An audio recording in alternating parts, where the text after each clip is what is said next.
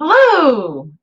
I am just popping on here to go through a box of stuff that I bought at an online auction. And I thought, hey, what fun. Let's research this together.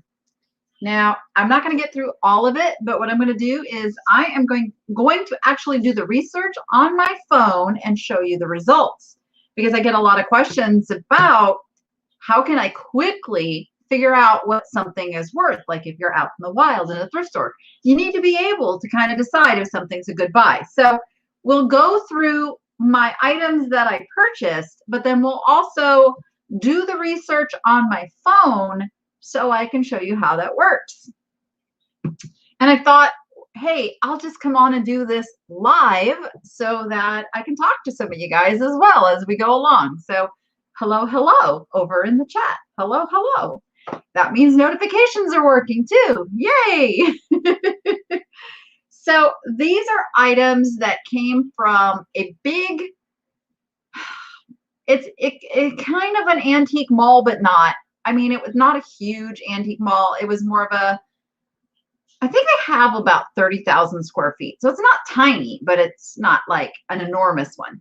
And actually they have 15,000 square feet. Now that I'm thinking about it, 15,000 square feet. But they are closing down, have been closing down. So they've been doing these online auctions to clear out the stuff. And I have been bidding on this stuff. Now, I know some of you are asking, oh, what is this? And I'm kind of like, you can dig around and find, the online auctions, but I can't really give away my source. And I don't recommend any of you give away your source if you have a honey hole of stuff, okay? So hello, everyone. Good evening. So I've pulled up my receipt over here so I can remember what I paid for, because the original stuff of this, oh my gosh, did I really wait that long to pick this stuff up? Hold on, let me make sure I've got, no, wait, I got the wrong invoice pulled up. Wrong, I'm like, okay, it has not been that long. Let's see. Why can't I find? Why can't I find the original one? Hold on. Stand by. No. There we go. There. No, that's. Oh, here it is. Okay, December 14th. Whew. I'm like, I know I'm not crazy. So I bought this stuff on December 14th, and it's been waiting for me to pick it up because they're really nice, patient people. And then I bought some more stuff on an auction that ended a couple days ago. So, all right, now I'm good. Whew. See if I got to blow this up over here a little bit so I can read it. There we go, because my eyes kind of suck. All right. So the first item, I'm trying to figure out, things are sold in lots of stuff, meaning you buy more than one item at a time. So I'm trying to determine how much I even paid for this little number here. Okay, so I bought a print and a fan. Okay, I bought two things in this lot, and I paid $6. Let's check this out. Now, this is very, very interesting. I don't know what the year is. I'm looking for, wait, is there a year?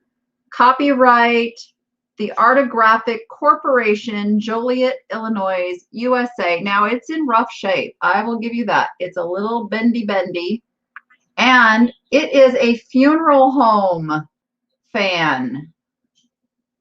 Makes it a little odd. So we've got funeral home. I thought that actually gave it like a little bit more interest than if it was just a paper fan.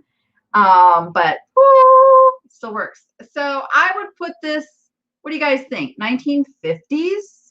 She looks like a 50s girl, right? I don't think it's any older than that based on it. It's actually, for being a paper item from the 1950s, not bad, not bad.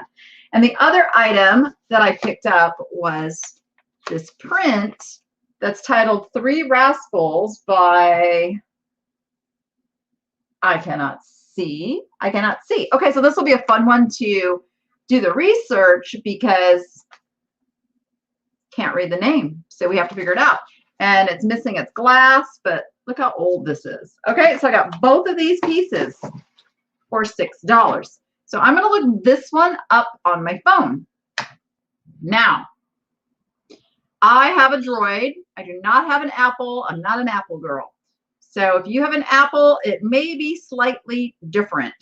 So the first thing you want to do is you go to your eBay. Ooh, that's got a glare. Can you guys even see that? You go to your eBay app there and search for anything. We're going to search. Now, what do I know about this item? I know it is a paper fan advertisement. I'm not going to put funeral home in yet. Right now, I just want to see if a paper fan advertisement has any value. I could even just put in paper fan just to see how many results come up. But I got 23,000 plus results when I did that, as you can see there. Okay, so we need to narrow it down. Paper fan advertisement. Let's see. Now it's under 1,000 live results. Okay, so we're under 1,000 live results, and it always defaults to best match. But I'm going to go into, I don't know about how I can show this with that glare. Ooh, that glare is bad. Up here, it says filter. So I'm going to filter, and I am going to, let me see where it says show more. Show more. Got to scroll down a little bit to where it says sold items, and you toggle that onto sold items. Now it's going to get me down to 148 results. Now, the next thing I'm going to do, and I'm actually really excited by what I see here, I'm going to sort by highest price plus shipping, because that's what I really care about. What's sold for the highest? And so here, and I'll do some searches on the computer as well, which will be easier to share my screen and show you. But look at that. Like, now I'm going to scroll and find a onesie. So this one is actually quite similar. Let's see if I can pull it up. It is, this was for a service station. This is a sold. I just pulled up the actual listing. It's a very similar type thing for $59.99. That's pretty exciting. So the funeral home part, if you were to actually put in funeral home, you may not get results that would give you the comps that you need. Oh, I can turn down, thank you. Let's try that. Let's see, does that, ooh, that does help, doesn't it?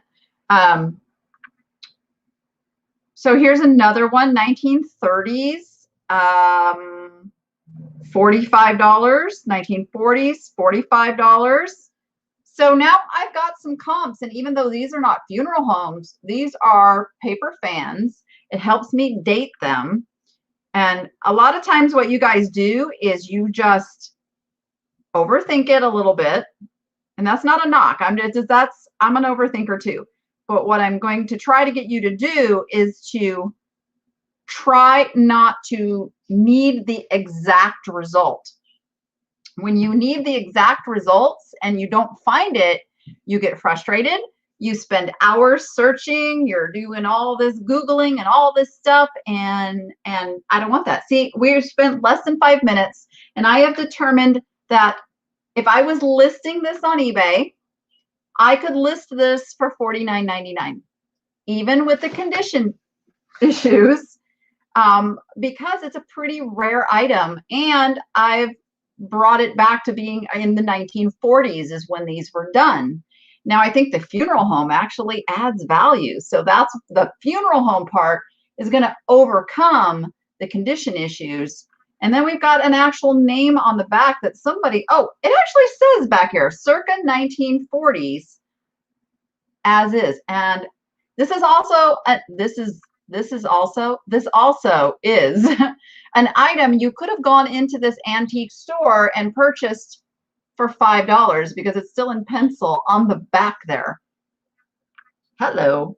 I'm going to put this in one of my next live sales because I have some ephemera buyers at the live sales, and I think you guys would like this. And I'll start it at $1 and let you guys decide what it's worth. But pretty cool, pretty cool. Now, where can I set you where you're not going to get more damage? There we go. Then as to the print, now I'm going to look this up on the computer for you so you can really see how I come about this. If I can get to, let me put a little screeny poo that I can share. One moment, please. Okay. Yeah, the second guessing. That's just getting confident in your business decisions. And I really want to encourage you guys, err on the side of pricing it too high, because you will kick yourself for days, if not weeks, if not months, if you list something and it sells like immediately, and then you're going to go, oh my gosh, did I mess up? Was it worth more? No, don't do that. Err on the side of pricing too high, because then if it sells at a price you'd be super happy at, you're super happy and you gain confidence. All right, so let me share my screen over here. Dum, dum, dum. And let me blow this up a little bit. All right, so what do I know about this print? Well, I know it's titled Three Rascals, and I know it's a print. The difference between a print and a painting is a painting uses a material such as acrylic or oil or watercolor paints, and any one of those is going to have a texture. It's going to have, like in a watercolor, they're not so much textured, but there's differences in the saturation of the colors. Whereas a print, if I was actually to put a loop on this, on magnifying glass, I would see little tiny dots because it was printed out of a printer or a printing press or however they did it back then. All right, so what I know is this is called Three Rascals, and I know it's a print. So again, in your search, as few words as possible and narrow down from there. Hey, there he is. Oh, so here's what I just discovered. Now, don't stop when you just get one result like this. Use this to fine tune your search. So $40.99. And they're calling this a hand colored print.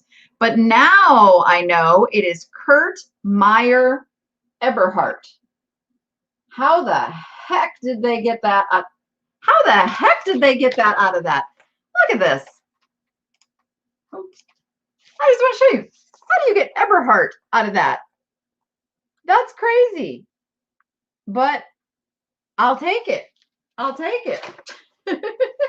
Somebody else did the research, so I'm going to go with what they found out. So I'm going to now take that Kurt Meyer Eberhardt. I'm going to not do just the Three Rascals. I'm going to look at Kurt Meyer, and look, it actually comes up as a suggestion with eBay. Love that. So let's go look. We've got now 39 results, and I am going to sort by highest first and kind of take a peek what is available. But we know the most important thing is that we go to the solds. All right, so let's go to solds. Now let's see what his stuff is actually selling for. So here, this one is pencil signed.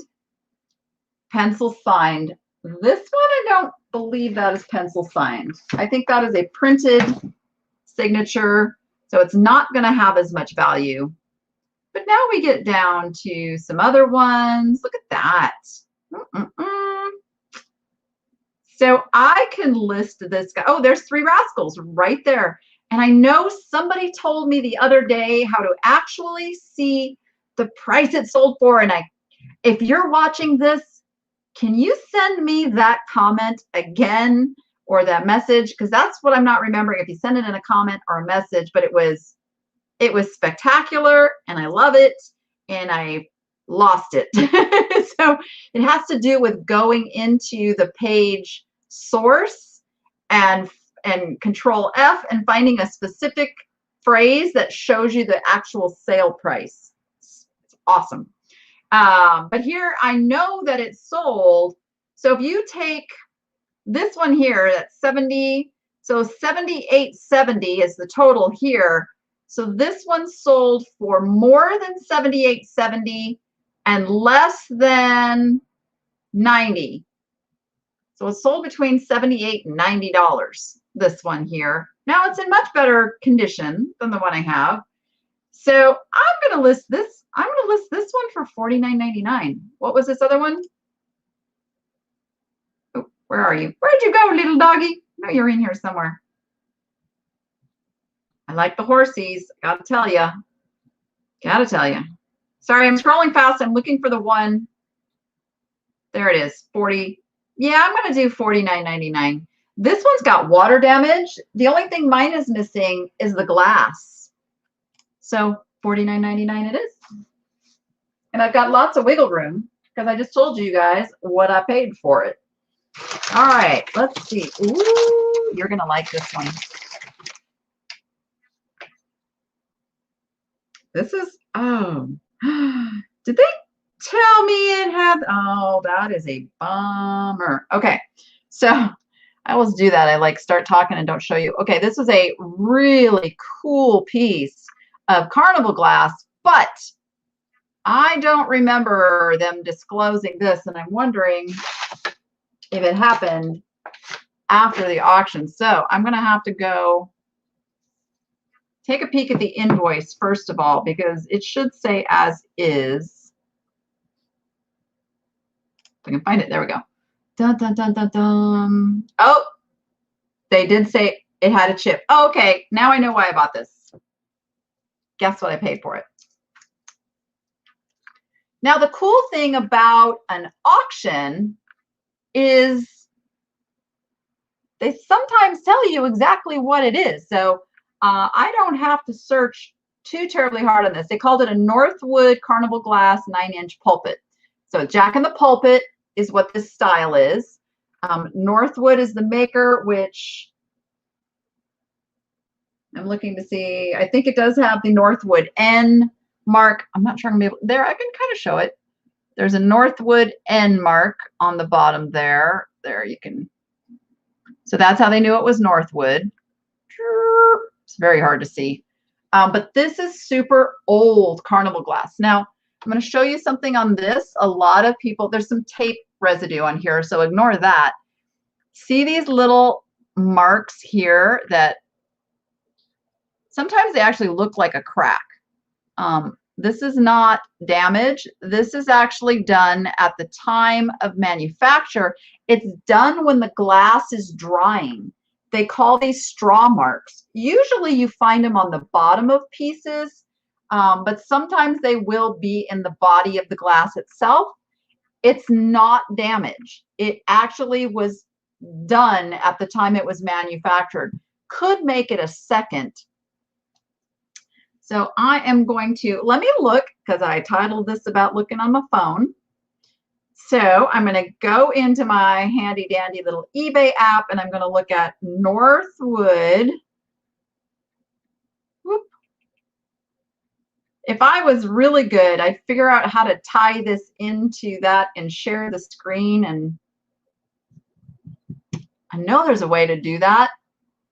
I don't think I can figure it out tonight, but I know there's a way to do that.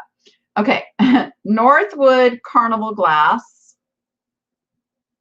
Too many results. I'm going to go Carnival Glass Vase. Okay. So it's going to give me, it's not even telling me how many results there are.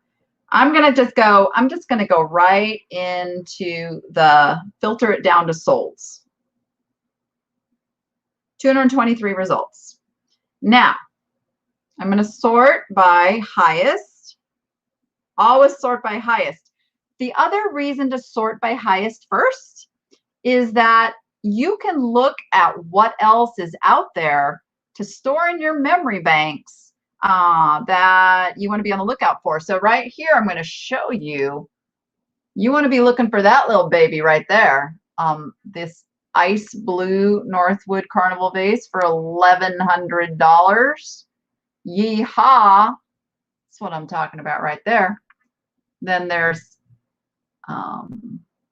Northwood makes these tree trunk, but this seems to be a color, kind of this ice blue color you want to be on the lookout for. Look at the prices on that. See, you could go, out of focus. You could go to an estate sale. You're probably not going to find this in a thrift store, but an estate sale, an auction, a yard sale, other places, and you could pay $100 for this easily. You could pay more than that and make a stinking good profit. So that's how you learn what you can pay up for. But I am looking for, now I could put in ribbed for this if I really wanted to hurry through the result. But I'm always, I want to see what else is out there. I want to see what else Northwood is selling. Here it is. I found it. It is if they call it a thin rib jester's cap vase. That's what the seller's calling it. And it sold for $125. Now, mine has a boo-boo.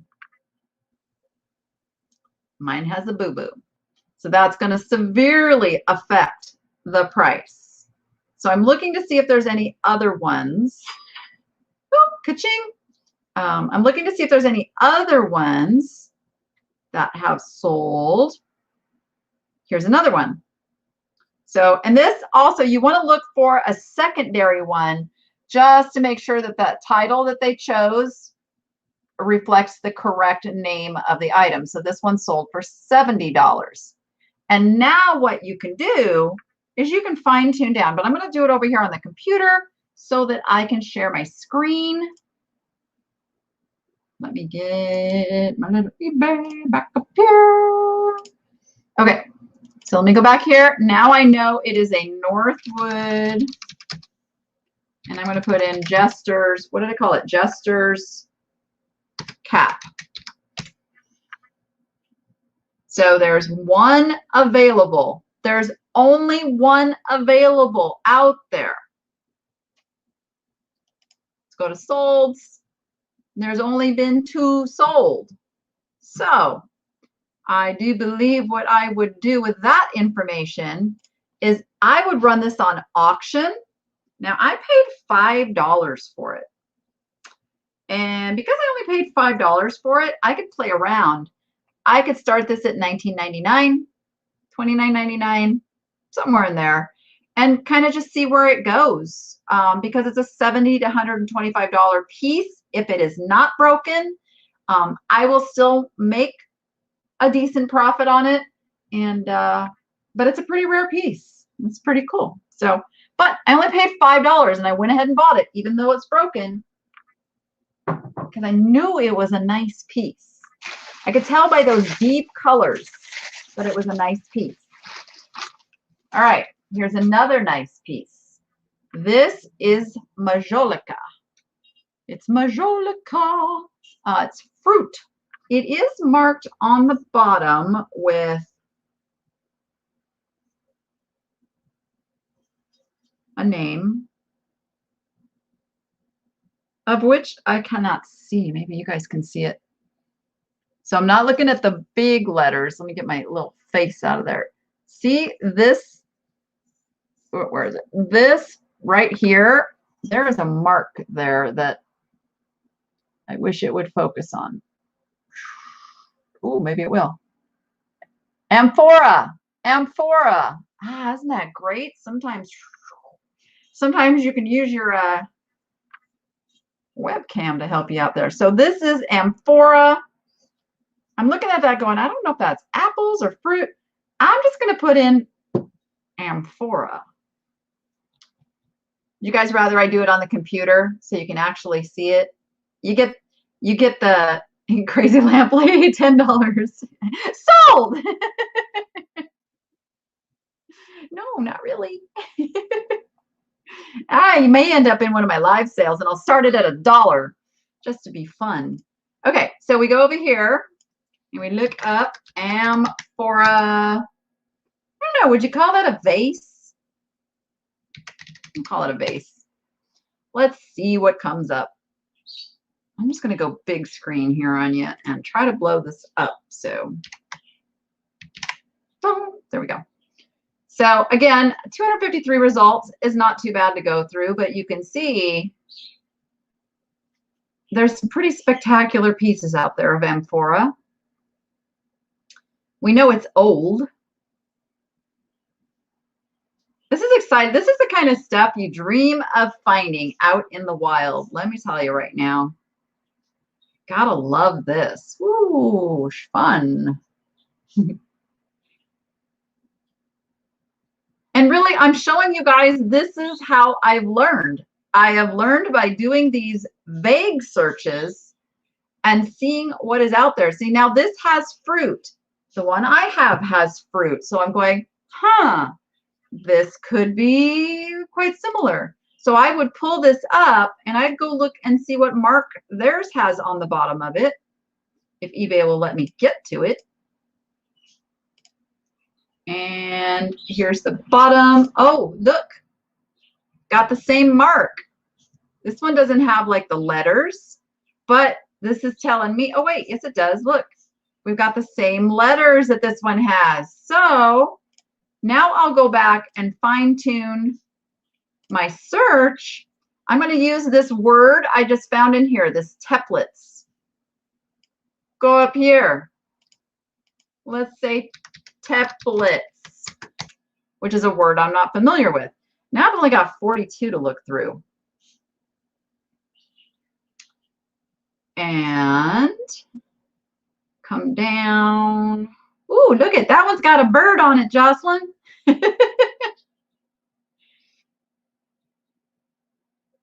So the fruit thing seems to be one of their things for templates.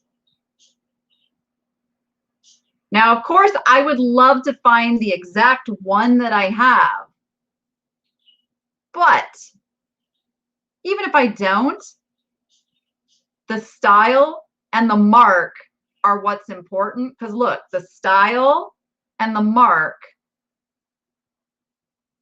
this is some pretty cool stuff. So I know this little puppy right here is worth at least $100. Like I think this one, look, it was on auction. Who knows if they could have gotten more if they'd have put it at fixed price. All right, let me come back. Where am I? So the only little thing on this one, it's got one little tiny ding on the rim, but on a piece like this, that's not going to be a huge, huge detraction from its value because of the age of this puppy. I almost am wondering, though, it almost appears as if this used to have a spout to it, and I don't know. What do you guys think? I'm questioning that. Almost looks like they maybe chopped it off there. I could be wrong, but it's a great piece to put on auction. And I know, so it's great because I've got crazy lamp lady Jocelyn over in the chat who runs everything at auction. And I know I get this question all the time. It's like, well, you know, how come she can sell everything for that price? And she will be the first one to tell you she has built up her auction business. And maybe Jocelyn, if you can say over there, when you first started doing auctions, how long did it take you to start really getting the good prices consistently?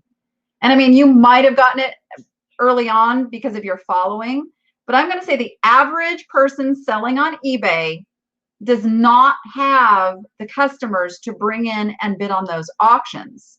I mean, you guys don't need to go on YouTube and have a YouTube channel. You can build it through social media. You can build it through Instagram, an email list, all kinds of ways to build up a following if you want to do an auction business.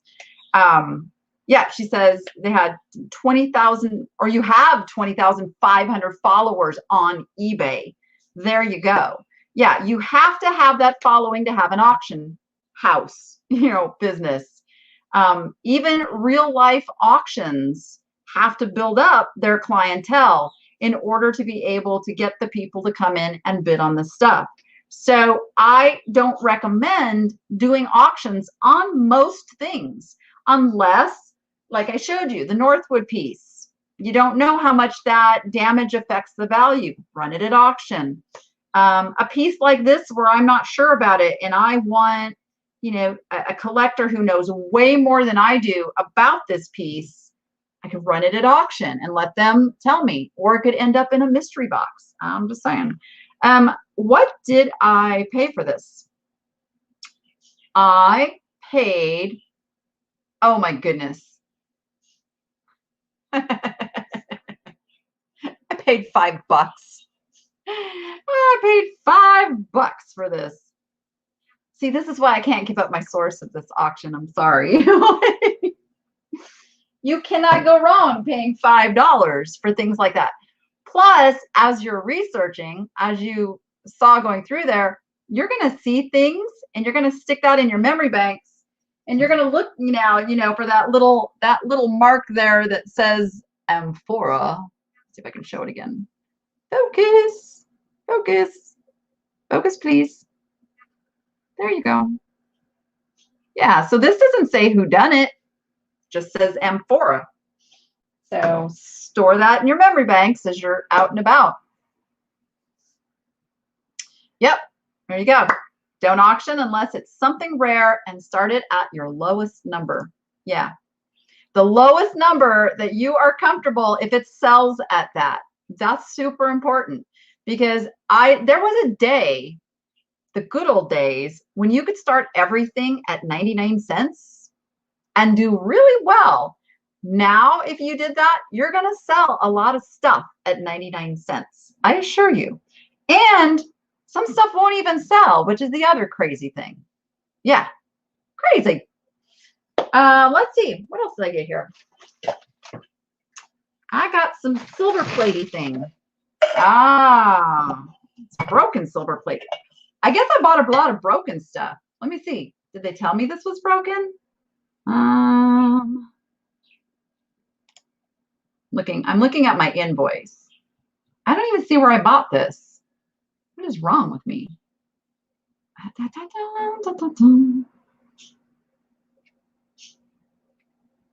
Did they just slip this in the box for me? Because it's not even on my list as something I paid for. Anyway, I'll show it to you. This goes here, and like I can see the little weld is broken. This could actually probably be, this could be repaired and put back on there. I mean, it's there. All right, so it's that. Okay, get ready for it. Dun, dun, dun. Oh, it tells me what lot number it was, 242. Am I missing a page? I was missing a page. Okay. Oh, it's my favorite number. I paid $5 for this. They only had this in the store for $35. They're calling it a Victorian sugar spoon. Spoon, it's not a spooner. Could be a sugar. And this is what's known as quadruple plate or quad plate. Let's see if it's marked on the bottom. It is. I see quadruple WR New York. So that's how I can search this piece. Let me get to my eBay screen here. Dun, dun, dun. So I will look up, because even a novice seller who is listing this is probably going to put what they see on the bottom. So it says quadruple New York WR. So I'll just go with that. Here we go. What I'm looking for is what WR stands for. Hey, look. Oh, William Rogers. Duh. I don't even know William Rogers did quad plate. But this is what it's supposed to look like. Now look what happened to this seller right here. They sold that for $19 with free shipping. And I can tell you right now, the shipping on this did not cost them less than 10 bucks. So they basically sold it for $9.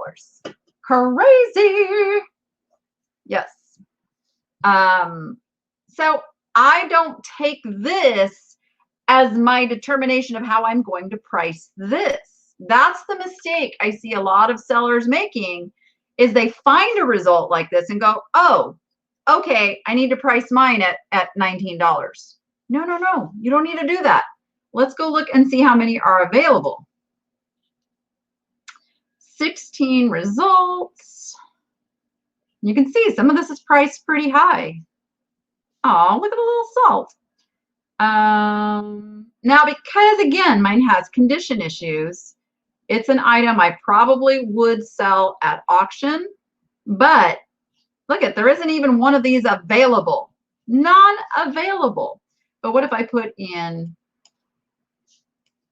William Rogers for somebody who actually knew what they were talking about? Oh, that changes things. There it is. Ta-da! That's a better price, $49.99. That's about what I would suspect it should go for. Let's look at solds now that we know what it is. Still comes back to that one. So I would start this at auction no less than $19.99. And that's only because I paid $5 for it. So I've got room. I almost want to keep it though, because it's kind of cool. I have to wonder what, I wonder what these little things, I mean, would you have put spoons on these? Do you guys think there was spoons that went on those? It kind of looks like it, huh? Like it was like a master little sugar thing with little individual spoons. I might dig into it more because it's fascinating. But then, there you go.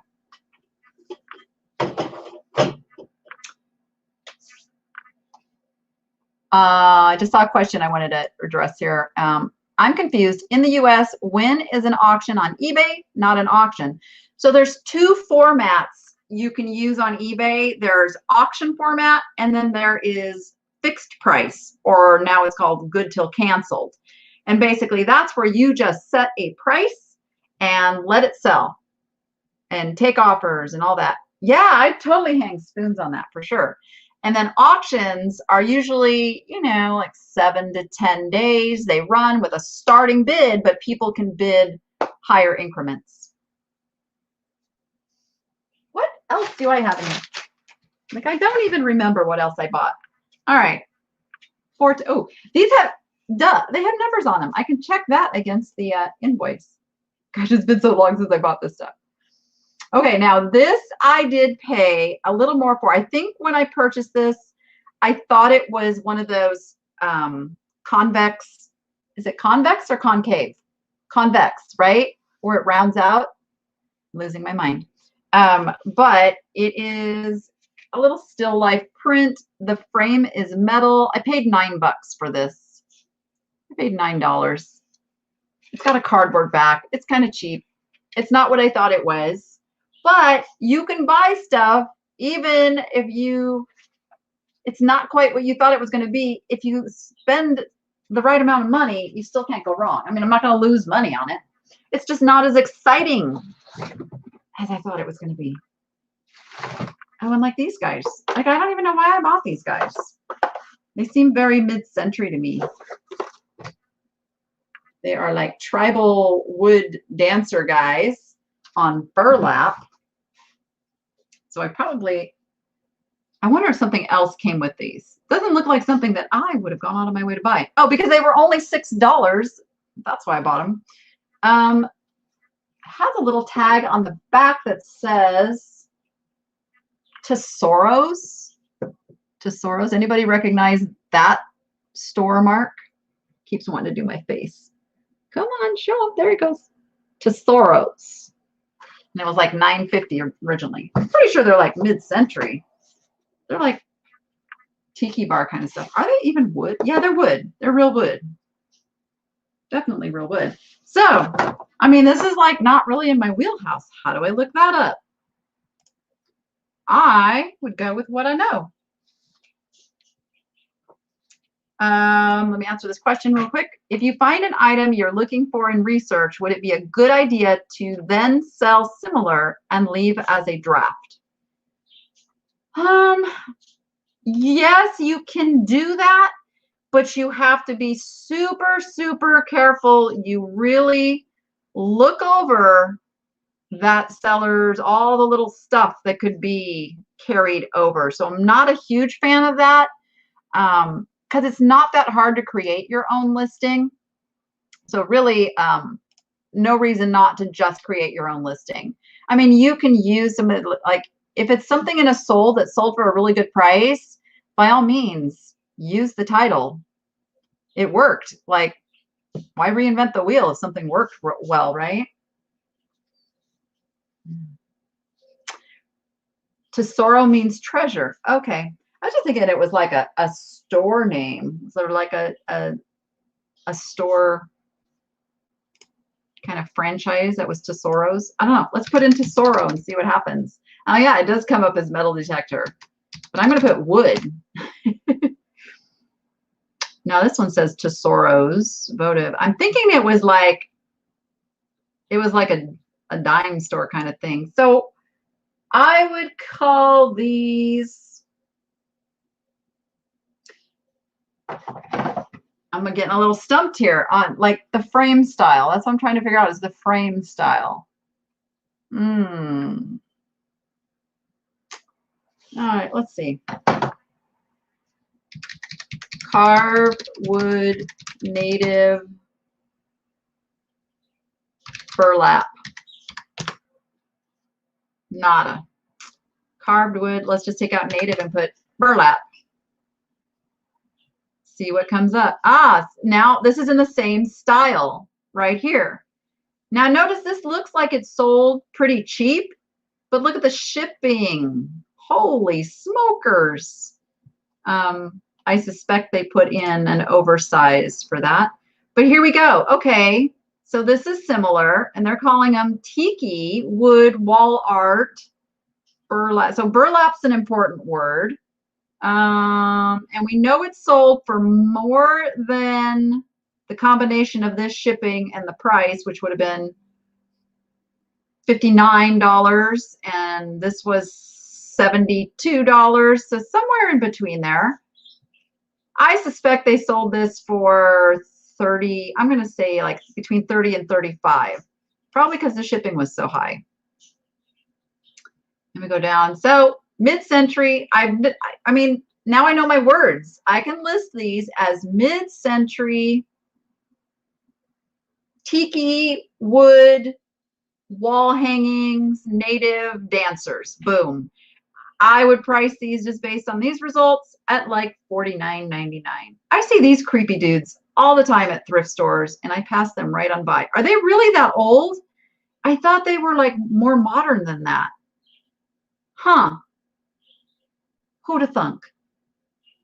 Here's some more. So the burlap background is, see, and again, here's a $10 result. Don't look at those results and think, oh, that's all I'm going to get for mine. Go with what the higher ones are. Especially the more rare an item is, the more you can ask for it. So there we go. So what did I say I paid for those? Or did I? I paid $6. So I got a lot of wiggle room. I'll probably list them for $49.99. Why not? Let's see.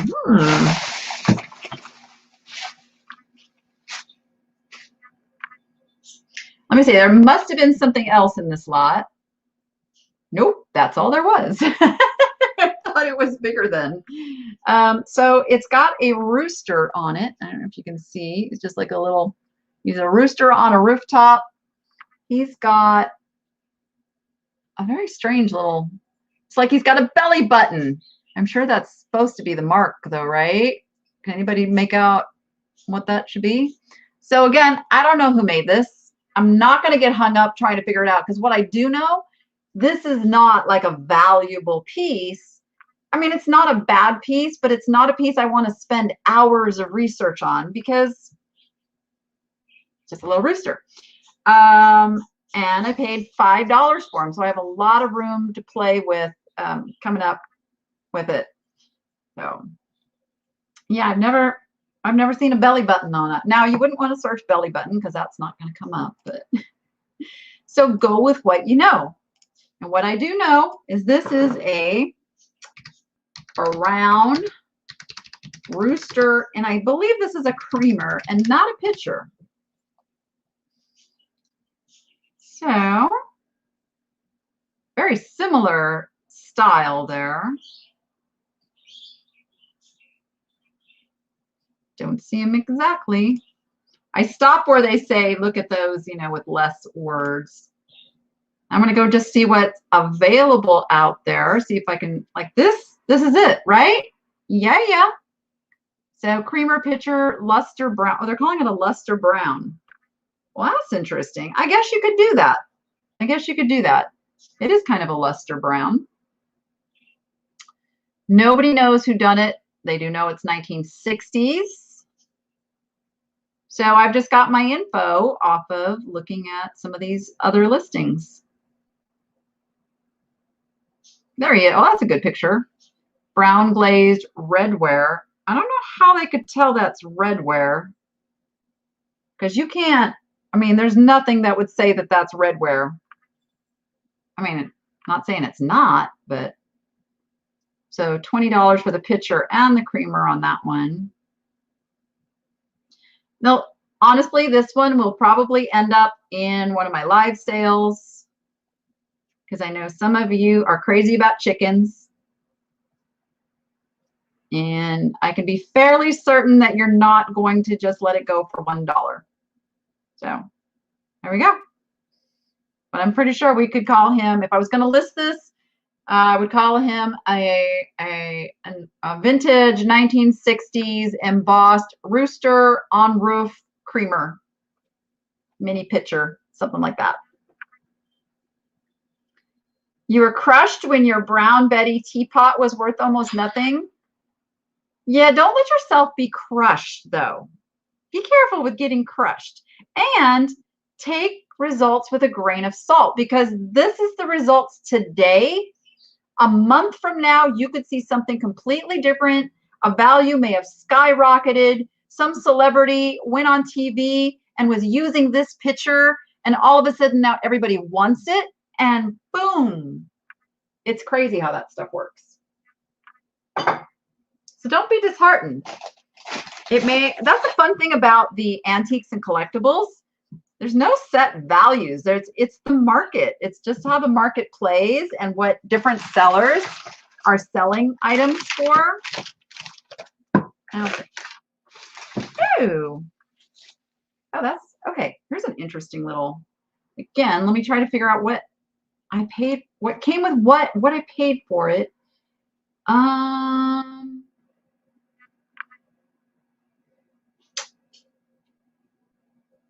They call this engraved glass?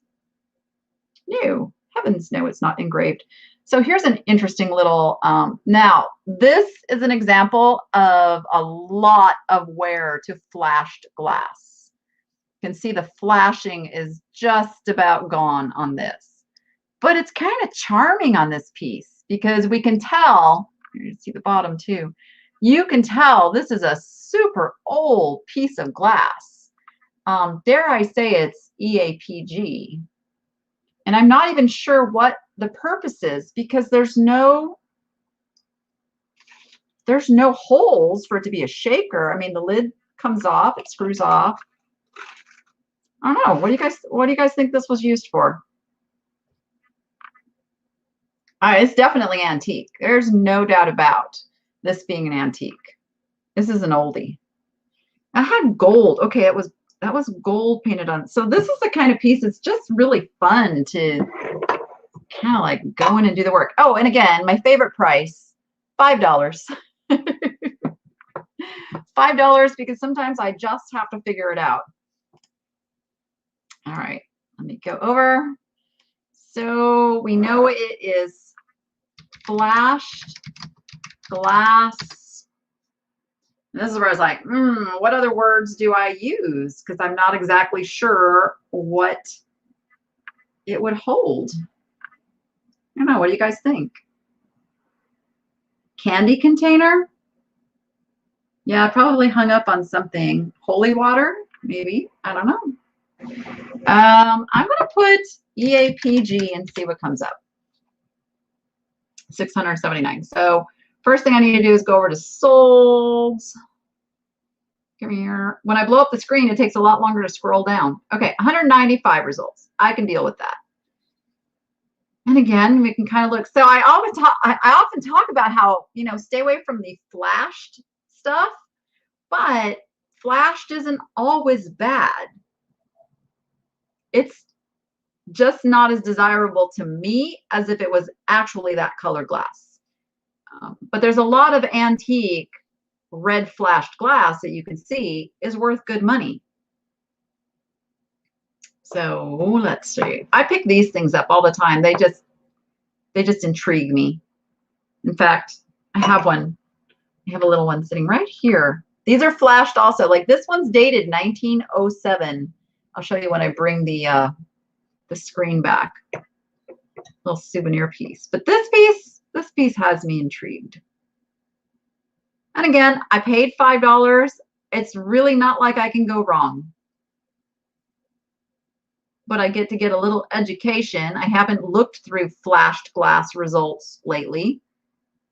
So I kind of get to look through here and see, like the little souvenir pieces are going for some pretty good money. There was a time where they weren't. There was a time when the value of those went down to like 10 bucks. And that was really depressing. Sometimes I think, how can such a fantastic piece of history only be worth 10 bucks? But values fluctuate.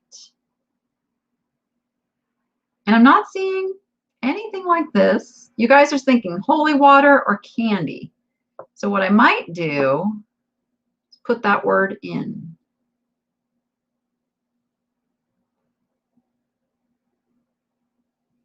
I didn't see holy water or candy. Didn't see it.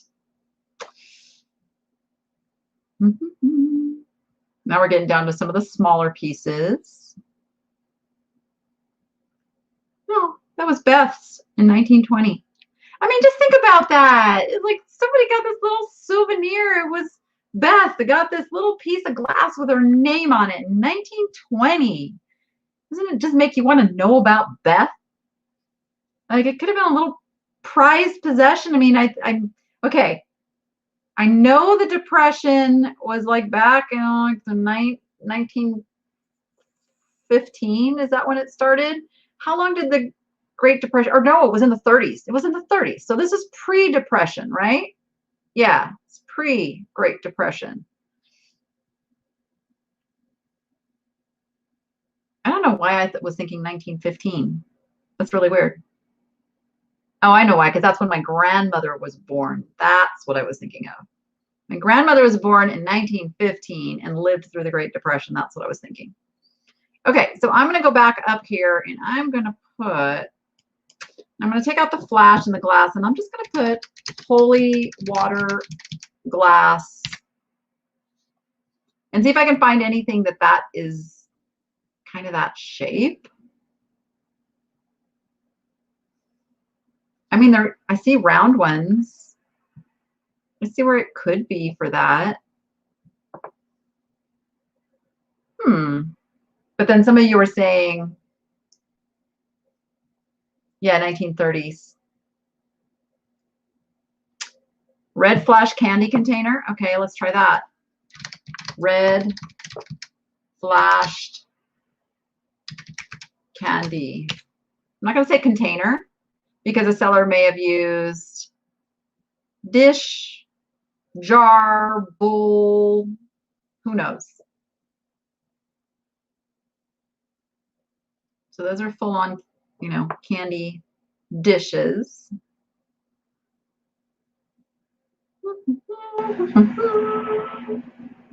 You can see what to kind of stay away from though. This Indiana glass doesn't have a good resale value. Yeah, so honestly, guys, this is about as much research as I would do on a piece. I'm actually spending a little more time on this because it intrigues me, but I would list it with just what I know. I would just call it,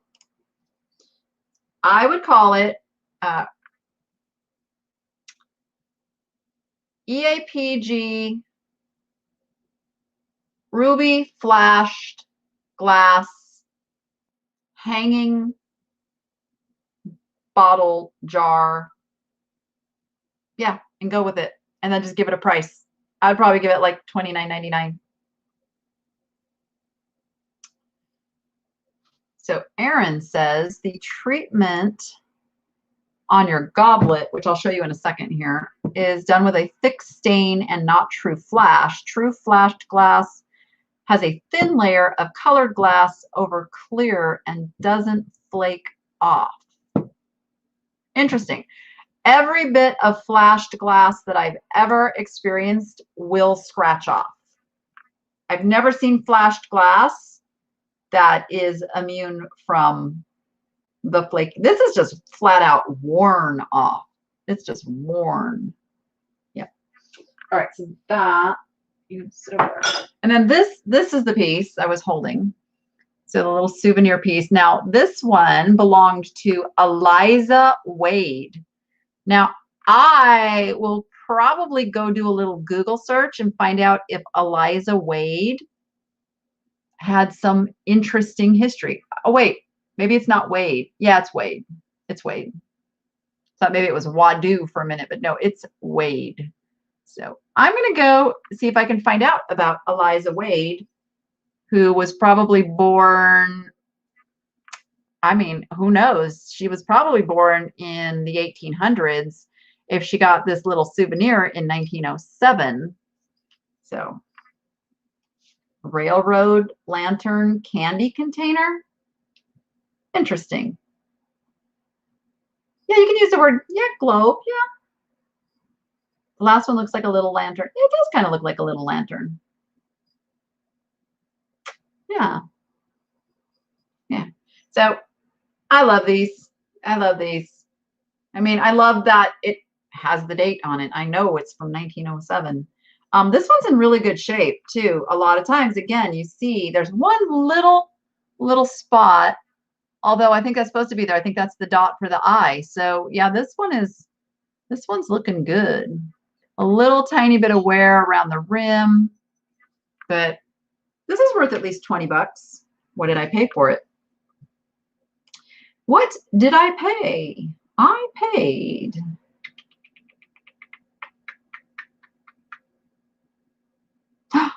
Did I get 3 of these? Oh, I paid $5 for that last one. Yeah. This says I have 3 of these. Ew. Ew. Oh, yeah, I do. Look. Okay. So here's a little mug. This one says Mango 50. What? I'm not quite sure what that means. This one's not in as good of shape. Mango 50 isn't quite as exciting as Eliza Wade. Oh, wait. It says I have more.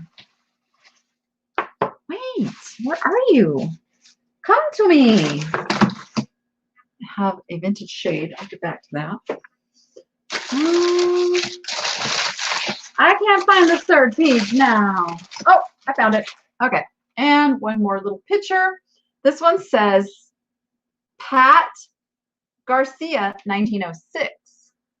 Pat Garcia, 1906. All 3 pieces, I paid $5 for all 3 pieces. Each one of these is a $20 bill. $20 bill, each one. Piece cake. And I'm going to find out about Eliza Wade. All right.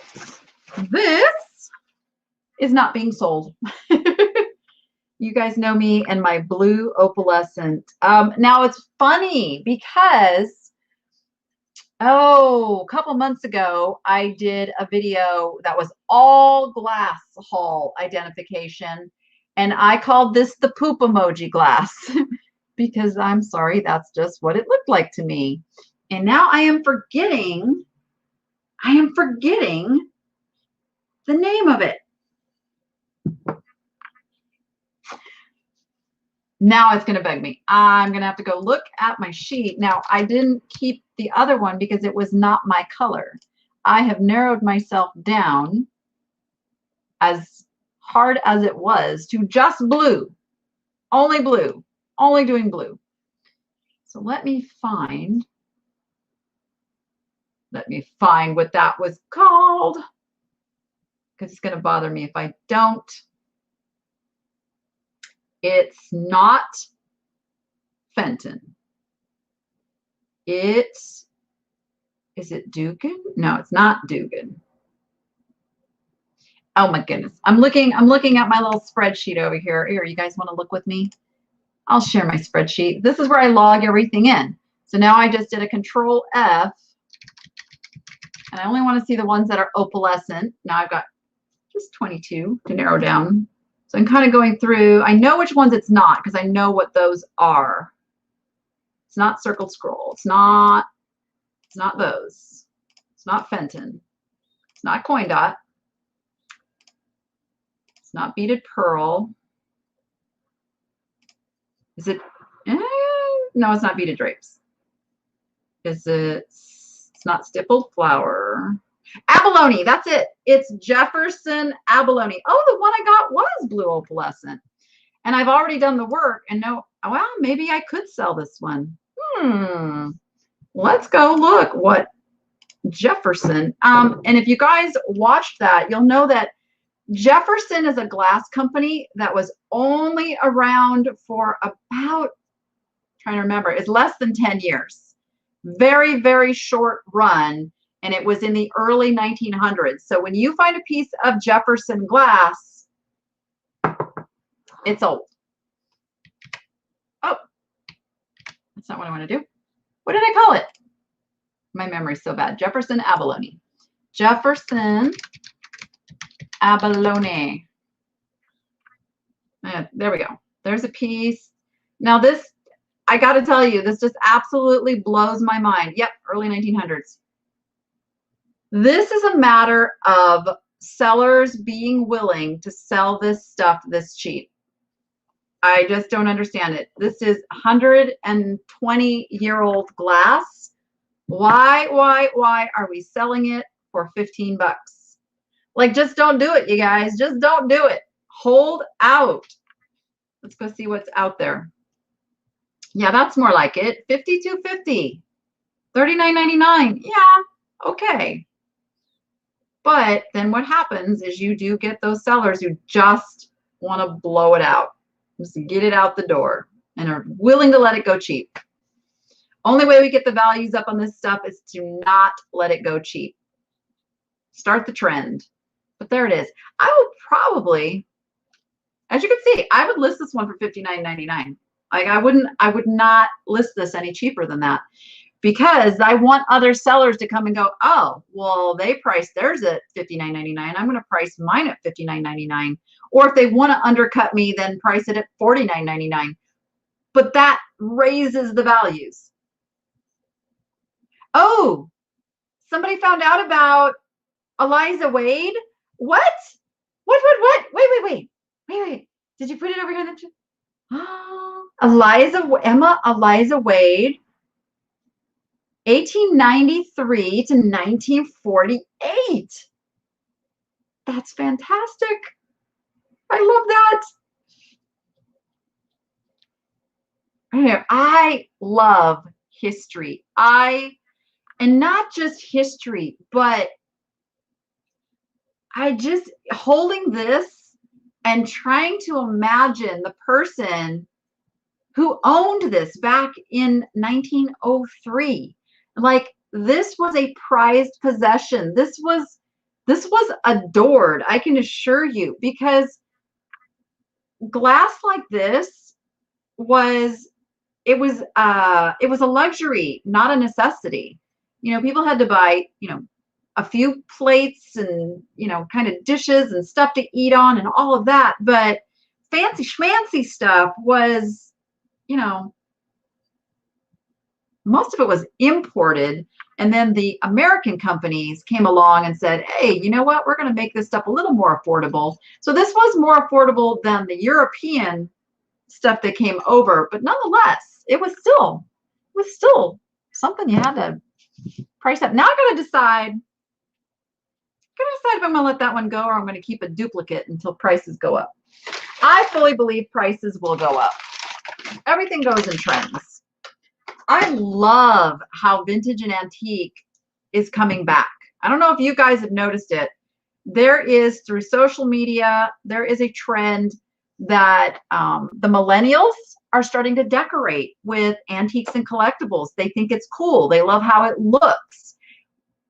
That is awesome. And then I'm trying to pass down to my children the actual value of this stuff. So I'm looking up what I paid for these next two items. Amberina. These are, do you believe this is Button and Daisy? That's Button and Daisy, right? Yes. And these are little Amberina goblets. I have a pair. And I paid my favorite price for them, which is $5. $5. Jen says she's been hoarding her milk glass because, gosh darn it, it's going to be worth lots one day. You know what? Milk glass is making a comeback because the millennials like it. I'm telling you, I was blown away when I was antique shopping with my 28-year-old daughter, and she's veering over into the milk glass, and she's going, oh, I love this stuff. I'm like, really? Like, huh? Because now, okay, this is going to get a little sad. People who have the milk glass, which kind of was a 1950s kind of a thing, those people are passing. That stuff is now hitting the market, and it hit the market really big for a while. Not as bad now, but now it's being picked up and it's being used and people are loving it again. So let's do a little search.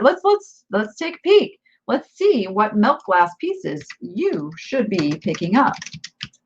Just search general terms. Look at 48,908 results. So we're going to go straight to solds because there's way too many to look through on the actives. And 14. Okay, I got it down to 14,000. Let's look. Let's see. I was seeing if Fenton had its own category because a lot of it is Fenton. But let's just go with it. Now I'm going to get rid of the Pyrex. You guys know how to do that? You know how to get rid of a search result? Go in here and put a minus sign, no space, and the word you don't want it to show. Boom. Now we can go see. Gotta love eBay, just wants to give me. eBay. What category did you put me in? Oh, it put me in the Pyrex category. eBay, for crying out loud. There we go. Yes. So watch that, because apparently the algorithm now says, oh, you said Pyrex? Let's put you in that category. But here we go. Look at Westmoreland. Now, obviously, this is 64 pieces, but it sold for some really good money. I do not think I would have done free shipping on that. 45 pieces of Silvercrest for $4.50. Let's get down to some individuals. Here we go. How about a little Pekingese dog dish for $475? Okay, let's get into some more common. Oh, that's what they forgot to give me. I was just thinking what I won on that auction. I won a Gone with the Wind lamp for $30. But I just realized that they didn't give that to me when I went and picked up my stuff. So I'm going to have to go find it. So we've got some of these hens on Nest. Check that out. $317 for a hen on Nest.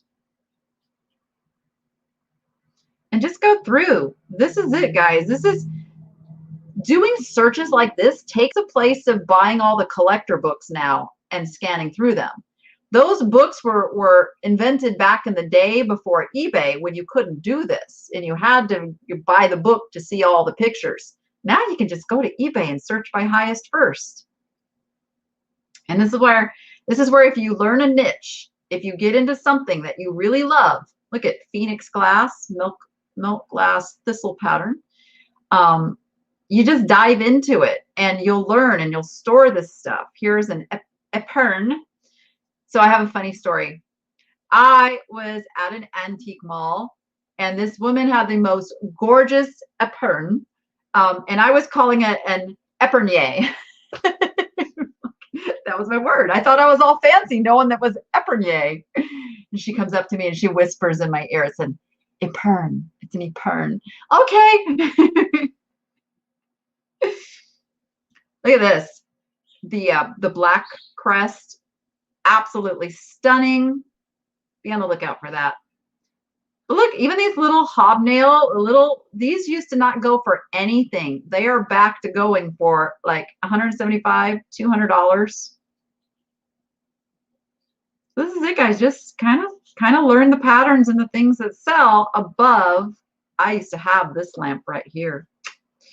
And look, this is called the old quilt pattern. Now, apparently that's kind of a sought after pattern now for Westmoreland. Some paneled grape selling for $189.95. What? Paneled grape is like one that I pass right on by, but apparently I shouldn't be. I have one of these to get listed too. I have the single horn epern. Yes, they would be for flowers. So you put flowers in the horn. Yeah. Yeah. Oh my goodness, I have been on here over an hour. I didn't intend to do that. You guys want me to keep going? Still have more stuff in the box. If you want me to keep going, I'll keep going. I guess I don't have to keep you here. If you can't stay, you will go. Oh, look how awesome that is. A Dunkin' Glass sandwich pattern cake stand. Ooh, I like that. All right, so let me go back to now this little item here that I got distracted from. So I have the Amberina button. Oh, it's daisy and button. I was putting the button first. So also watch when eBay gives you like these drop downs here, the clues, that phrasing is important. These are things that people are actually putting into search. So you want to use things in that order. So we got the canoe. We've got oh, that's a picture. Some plates, the canoe, candy dish. So there's 6 of these in that lot.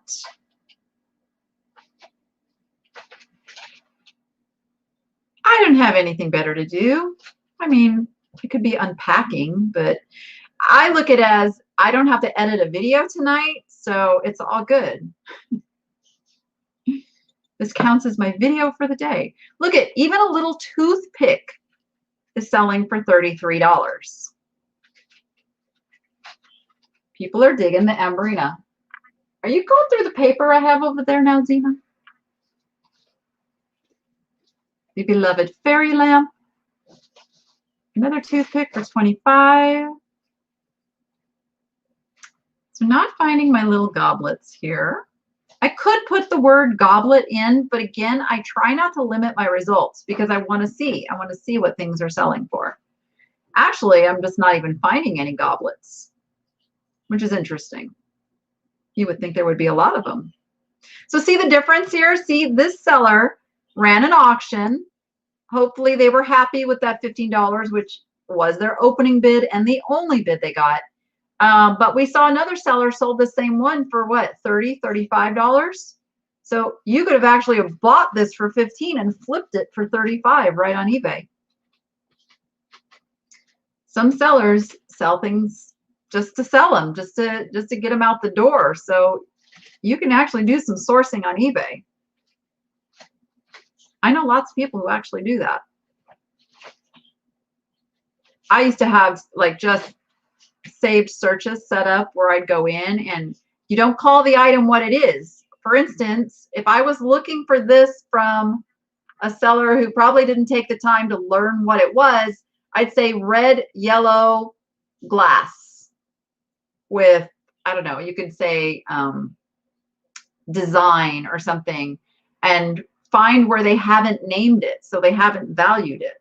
Okay, I'm not finding the goblets, which is one of my next favorite things to do besides finding one priced really super high, is not finding it at all because I get to name my price. I have a lot of you that like glass and like either me putting it in the live sale or having it end up in a mystery box. So that's probably where these are going to go. I won't list these.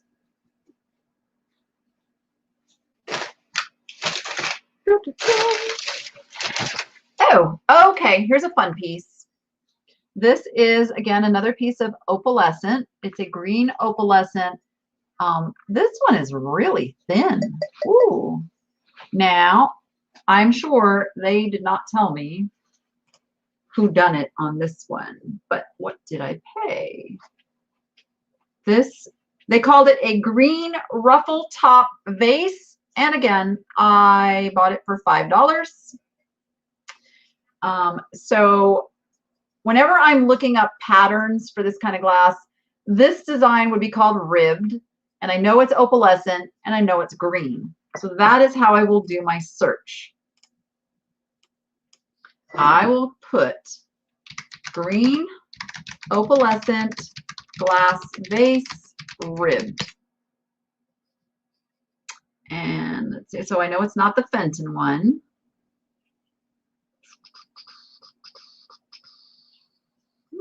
No. And a lot of times on these, the ruffle will give you your indicator as to who done it as well. Different companies did different types of ruffles.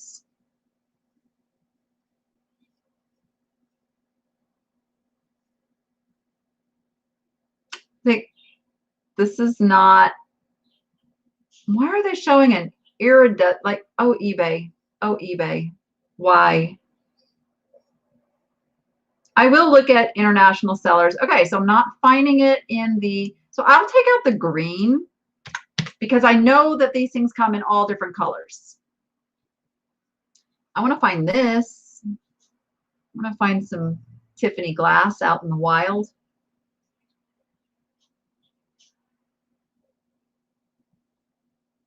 And again, I'm just going to scroll through, try to find the same ruffle and the same ribbing. That's all I'm looking for, the same ruffle and the same ribbing.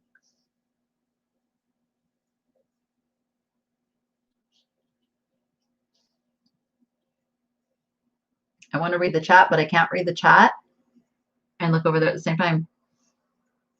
Roylene loves this piece. Roylene, it's duly noted.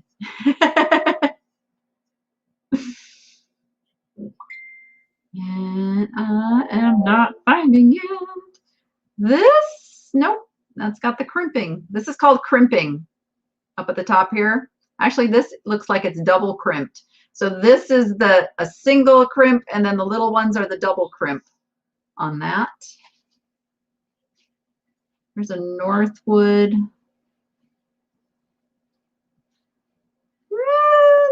Nope, different. Well, that's interesting. It actually has like some shading to the opalescent too, which makes it very interesting. And I love that I'm not finding it. Absolutely love that I'm not finding it. I would lean toward this being, although it doesn't feel like a Northwood, something about it that doesn't scream Northwood to me. Could be Jefferson.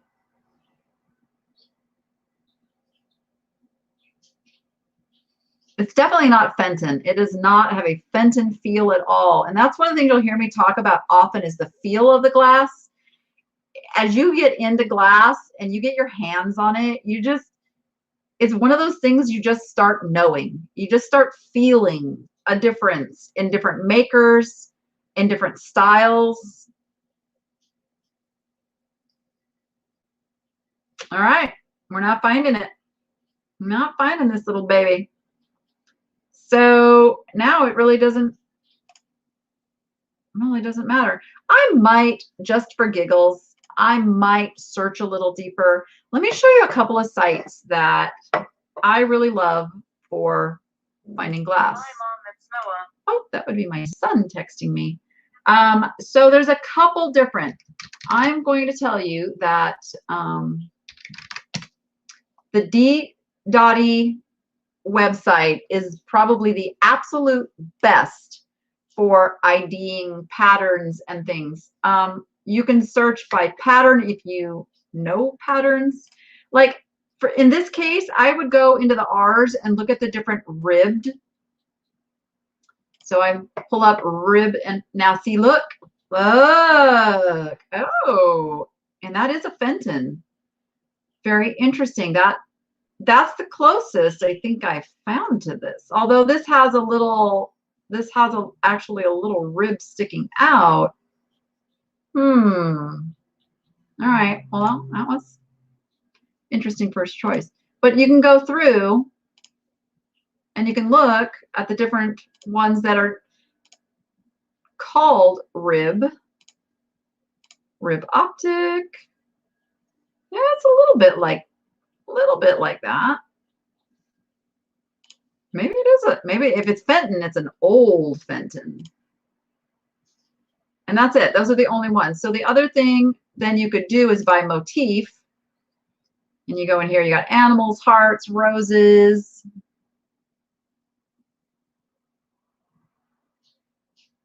Are there ribs? They don't even put ribs as one of the possibilities in here, huh? That's interesting. Maybe they would call it plain. Are there plain? Oh. Or maker. Like if I thought it could be like Jefferson, I'd go down to Jefferson, which they don't even have in here. They don't even have Jefferson in here. Maybe that's really weird. Well, I don't think Jefferson did carnival glass. Maybe that's why, because this is predominantly a carnival glass. There's the fine rib, but see how the ruffle doesn't match this one. Oops, took it off. The ruffle on that does not match the ruffle on this. So I know it's not that one.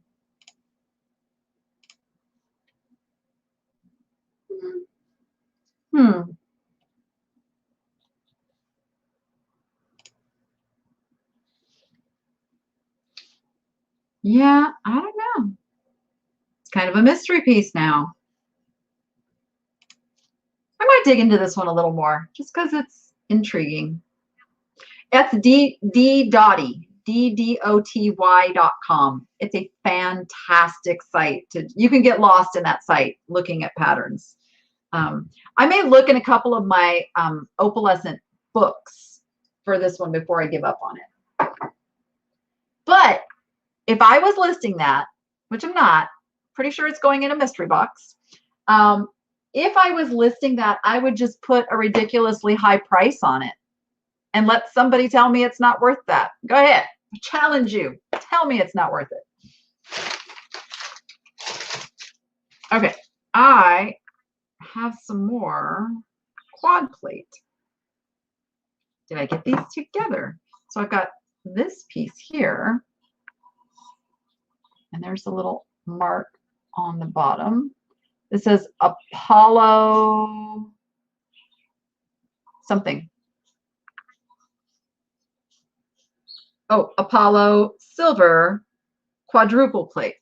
And then I've got this little piece, which is in better condition. And this one is marked. Focus, focus. There we go. This one is marked Forbes Silver Company quadruple. So I have two different names I can look up. So let's look at the Forbes first. Forbes Silver Company. Oh,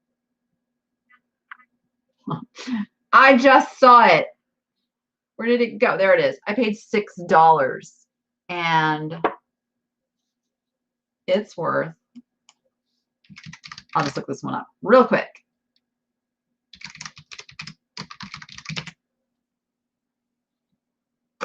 It's worth, obviously it's worth more if you actually have the perfume in it. Like if this was full of perfume, it's $375. That one's got the tassel still, $249. Here, I'll share my screen. I know you guys are like, I want to see. This is the unopened. This one, 90% full. This one, 3/4 full. So those ones are full of the actual perfume. But we'll get down here and you'll see that even the little black bottle sells. It would have come with this really cool box originally.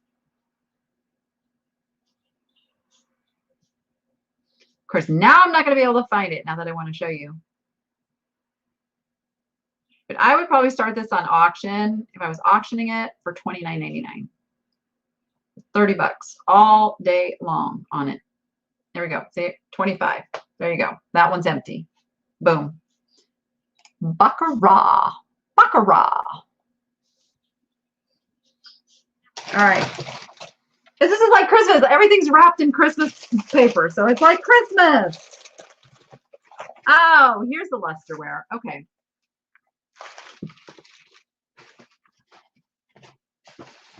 Wait, where's the other piece? Let's find a matching piece. Oh, I had a question about the invalid feeder that I got the other day, and here's another one. So this one's unmarked. So a lot of people are going, that's just a neti pot. Well, yes, actually, it kind of is one and the same. A lot of people buy the old invalid feeders as neti pots. They are interchangeable, but invalid feeder just sounds sexier than neti pot. This one, now that I have my hands on it, does not appear to be very old.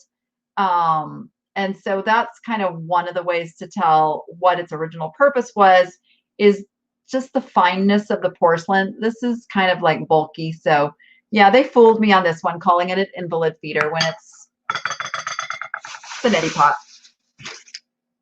But there's no wrong way to say it, because a neti pot and an invalid feeder are basically the same contraption. I'm finding pieces that I know there's more that go with them. Oh, okay. This is just one of my silly things that I must purchase. So I have this whole little thing of, that's an actually little, I think that was probably a cat toy, a little mouse. But this is why. Oh, no way!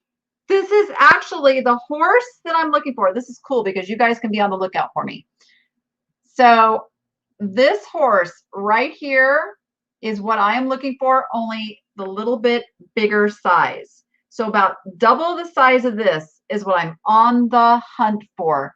It was something I had as a child. It should be marked Hong Kong. Is this one marked Hong Kong? This one is marked,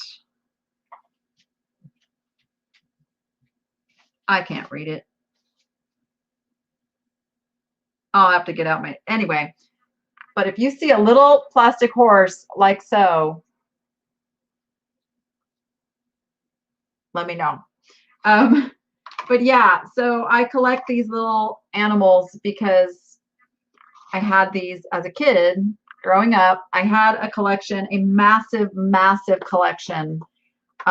They were my everything growing up. Like, I got through my childhood by playing with my little plastic animals, and they all had names, and many of them were married.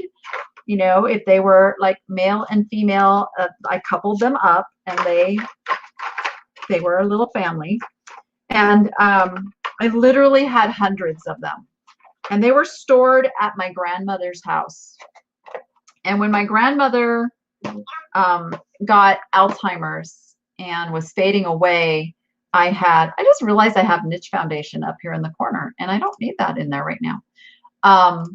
When my grandmother was fading away, my aunt and uncle, who had not been part of her life, they lived in a completely other state, swooped in, completely cleaned out her house, and either threw away all of my childhood belongings or let their daughter have them to sell on eBay. But we weren't allowed into the house until they were pretty much done. And so I was devastated because those animals are like my history. And so I have been searching on eBay to replace them. And there's some very specific ones I have not been able to find. One of them is the horse. I had a pair of those horses, but they were larger. So that's as close as I've come to getting the right horse. So now you know a little something else about me. And all my little animals. I probably should look and see why my son was texting me. My son is spending the night at a friend's, well, he's been at a friend's house since Thursday. Yeah. I'm running out of room to put stuff. Okay. Because I have to match stuff up. I don't have the matchies. Oh, this is perfect timing. Check this out. This will be in a live sale. Easter greetings, 1986. Looks older than that. Printed in Hong Kong. It's a bag. It's actually an Easter bag. It's in really good condition. So that'll be coming up. I'll put that with the fan. It'll probably go with the fan. Oh, here's another interesting little toy. It says probably circa 1940. It's a little kind of a plastic celluloid.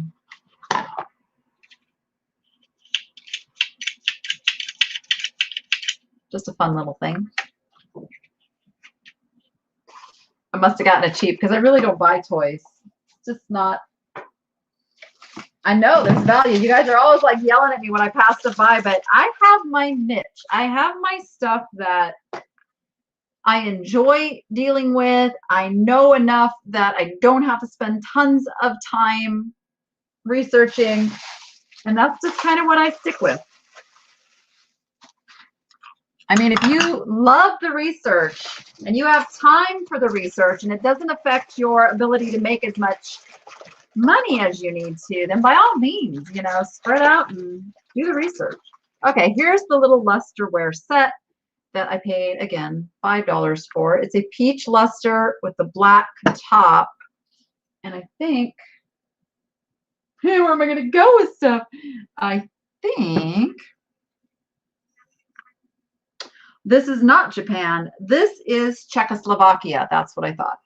It is Czechoslovakian glass, not Japanese luster. So I don't think I paid more than $10 for anything at this auction. I got several teacups and saucers, all different makers. This is Royal. That's really hard to read. You guys recognize that? Samson Old Royal Home something. I have the teacups that go with all these too. This one is Rosina Bone China, made in England. This one is Ainsley. It's got the little cup with it. And this one is Queens. And again, I picked these up because they were uber cheap, and I've got all the teacups to go with them. Also picked up a piece of stretch glass. I've got some stretch glass I think I'm going to bring to probably my next hard goods sale. So it'll be in like 2 weeks. But I'm fascinated by the stretch glass. I mean, it really does. It looks like, you ladies, you know what stretch marks look like, right? That's what stretch glass has. It has stretch marks. Okay, let's put you down there. Make a little room. Then I got this little guy. Now this is fun because normally you can't really figure out who done it, but it's got its original sticker. It is a little piece of pilgrim glass. Come on. Don't focus on me. Show them the label. There it is. Hand-blown pilgrim glass. Little kind of a frosted amber, which is kind of cool. It's got a carnival glass painted tumbler.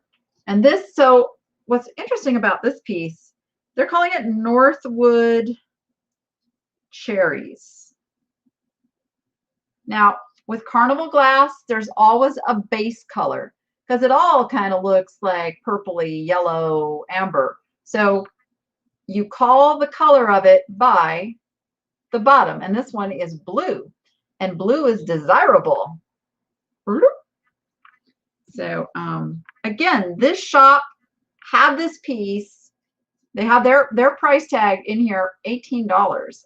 I'm pretty sure it's worth a bit more than that. I'll put this aside. We'll look that one up before I end. You come over here. Here's some flashback.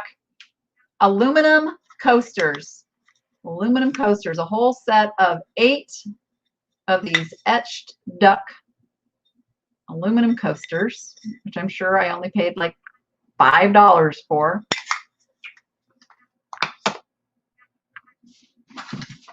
Oh, something else small. Oh, little butter pats. So it's a whole set of little butter pats. These are made by Nippon, hand painted Nippon. There we go. Sweet little guys here. A whole set of them.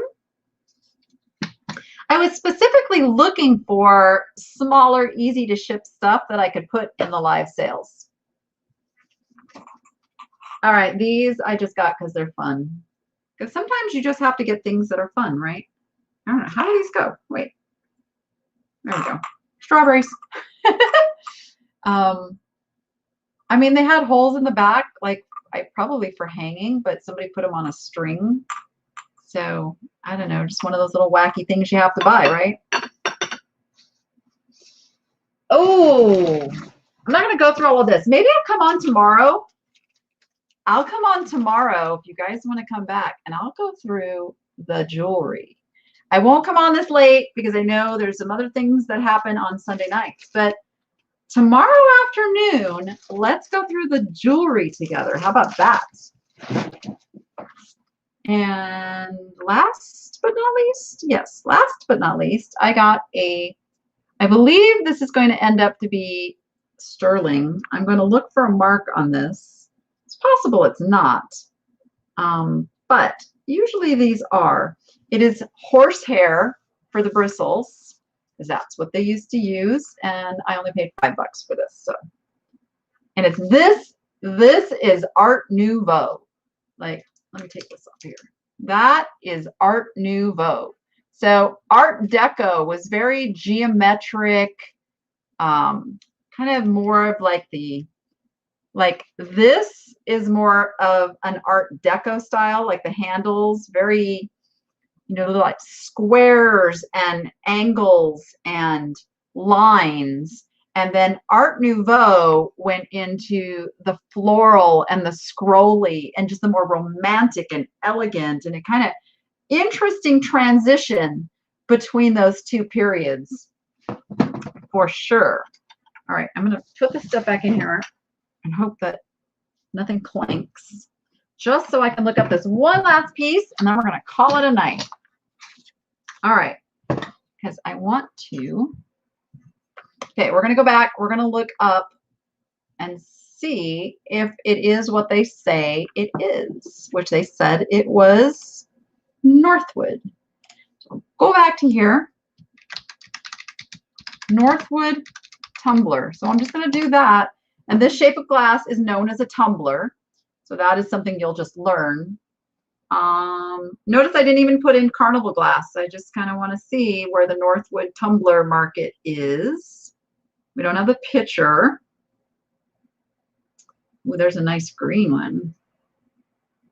And this right here, guys, this right here is the same size as this. So size doesn't necessarily determine pricing. You can see a little tumbler like this can sell for 200 bucks. Be a watching. I have these in blue in my cabinet. I have to put all my glass away. You guys want me to video that? I could video that. I have lots of glass to put away. I'm surprised to see the grape patterns selling. Very interesting. Very interesting. I've got to go to the antique mall tomorrow too. I love doing this the night before I kind of go to the antique mall so I can, you know, have some fresh stuff in my memory banks. You guys are saying yes. Okay. We spent the day today replacing electrical outlets. That was a chore. This house is vintage. It was built in the early 1980s, and the electrician said that the plugs were original, which is why most of them didn't work. So I did get all of those changed out. So I have nice, tight, good working plugs that I don't have to worry about fires starting in the walls now. One of my worst fears. I mean, we have a plan to get us and the animals out, but not all my stuff. So here we go. Tumblers, Carnival glass, hand-painted cobalt blue, cherries, Northwood, S22, $39. So that's kind of that's a disappointing price right there. So I'm going to go back up and I'm going to put Northwood cherries. And let me just put cherry.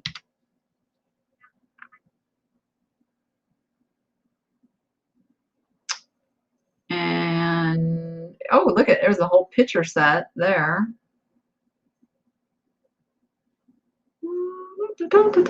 So it's probably worth, like if I was listing this, I'd put it at, I'd probably put it at $29.99 on this piece. And I know even though a set of 4 sold for $39, there's only one result. And like this one, well, there's 4, yeah, maybe $19.99. I'd probably put the single at $19.99. And sometimes a single can sell better than a set because somebody might have only broken one. They don't want all of those. They just want the one. As crazy as that sounds, they'll pay more in the long run. So, yeah. Any last questions? I haven't been able to follow the chat too much. If you decide to clean the silver on the hairbrush, use a pink eraser. It will not hurt the silver, it will leave the patina in. I don't clean any of the silver plate items. My theory is that some collectors really like the patina. They like the darkened, you know, some of that kind of showing off darker and lighter. So I leave it up to them, and I trust that they have all of those techniques, you know, to clean it themselves.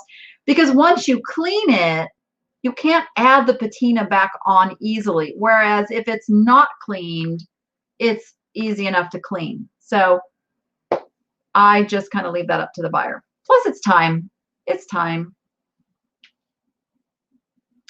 You want more shipping videos with large, fragile items. Oh, wait till you see the item that I just sold. Maybe I will video my, actually that should be in next week's shipping video. I will show you what I sold. Because I'm only dying because I don't have my good shipping area set up yet. But I have to ship this girl. Ta! This girl sold tonight, and she's big and obnoxious. So this one's going to be fun. It's going to be fun. So yeah, I will video that. I can do it.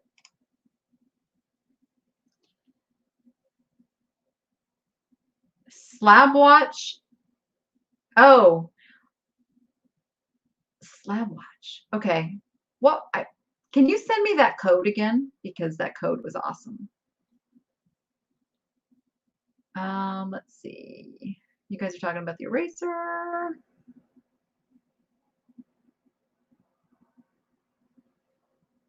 I'm just skipping Valentine's Day. I don't do Valentine's Day. We'll go right into Easter. I skip over St. Patrick's Day too. My very first marriage, I got married on St. Patrick's Day. So, yeah. And yes, it was a green wedding. Of course it was a green wedding. We had green punch, green cake, green bridesmaid's dress, green flowers. Yeah.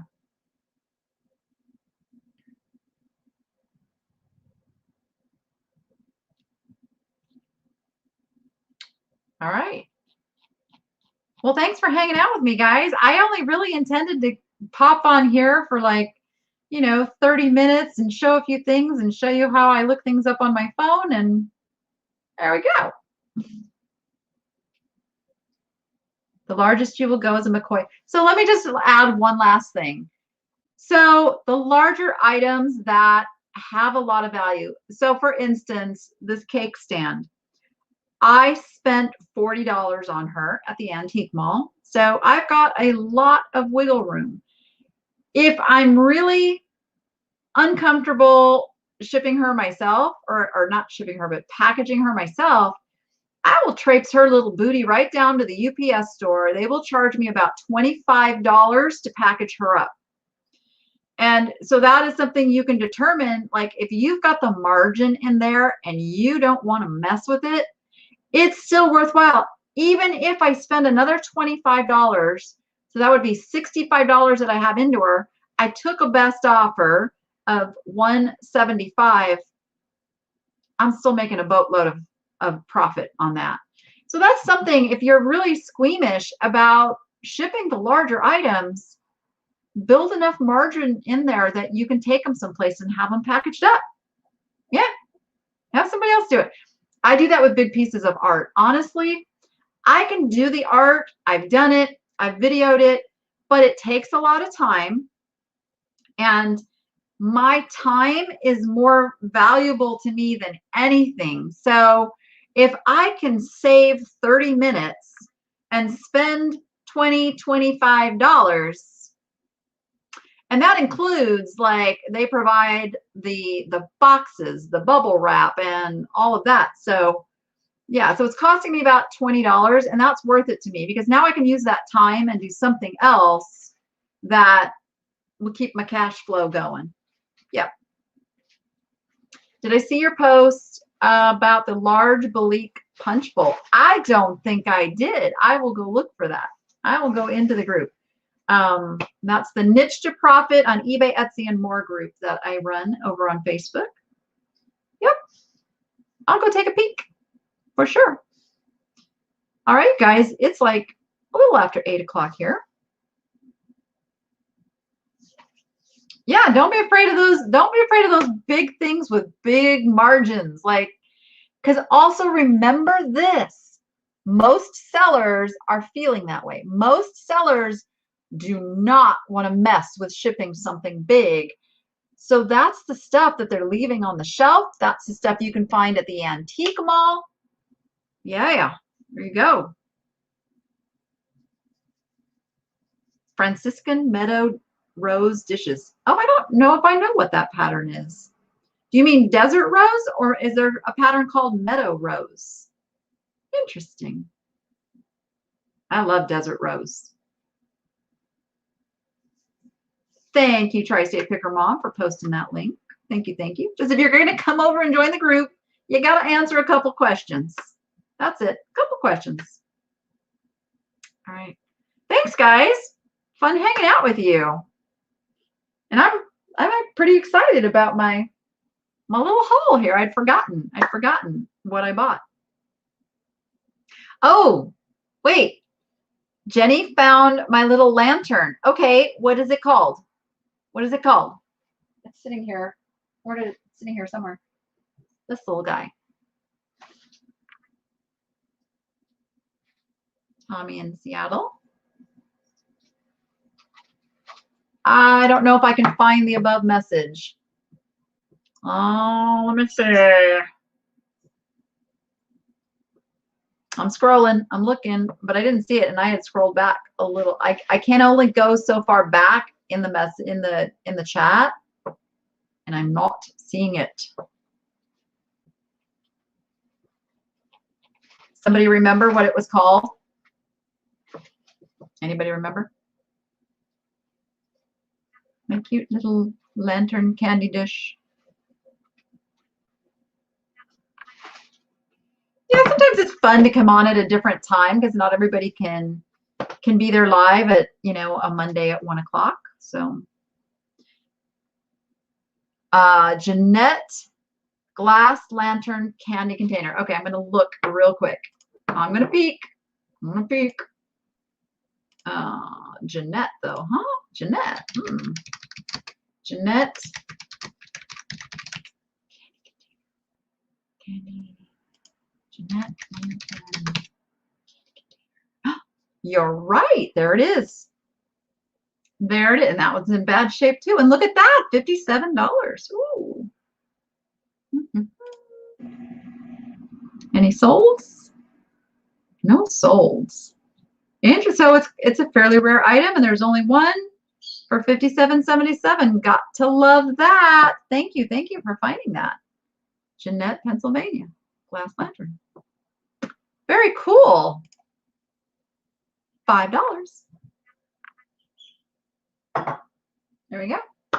Hey, anybody who's watching too, if you bought one of the mystery boxes on Friday's live sale, I have not put those together yet. So if you saw something here tonight that tickled your fancy, shoot me an email at thenichelady@gmail.com and let me know.